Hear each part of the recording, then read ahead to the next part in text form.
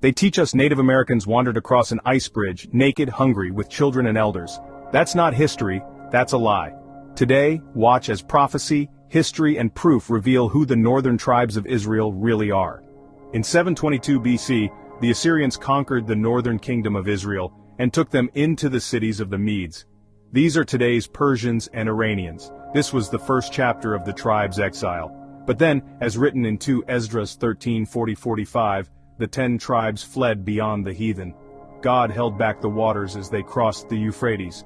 After a year and a half they landed in a new place called Arsareth, a land where no other human had yet dwelt. Here's your open and shut proof.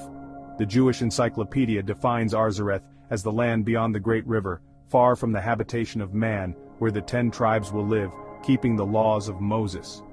And listen closely. It goes on. Columbus identified America with this land. That's straight from their pen.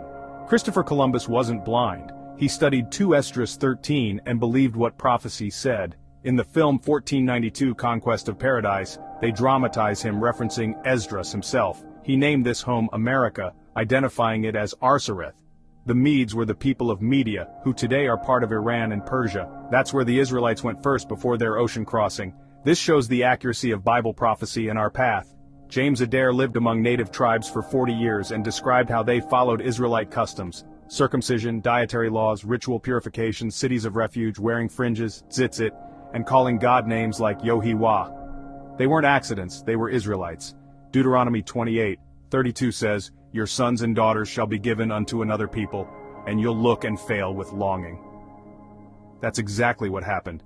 Native children were stolen from parents, forced into government boarding schools, their culture erased, prophecy fulfilled. The Mayan genocide, the Southern tribal massacres, the Trail of Tears, these are not random tragedies. They fulfilled Deuteronomy 28:49-50, a fierce nation from far destroyed without mercy. History calls it genocide, Bible calls it prophecy. They lied with the Bering Strait theory, asking us to believe naked tribes walked across ice with babies. That's ideology, not history. Then they manipulate DNA testing. But Dawes Rolls allowed white settlers to pay $5 and register as native, the $5 Indians.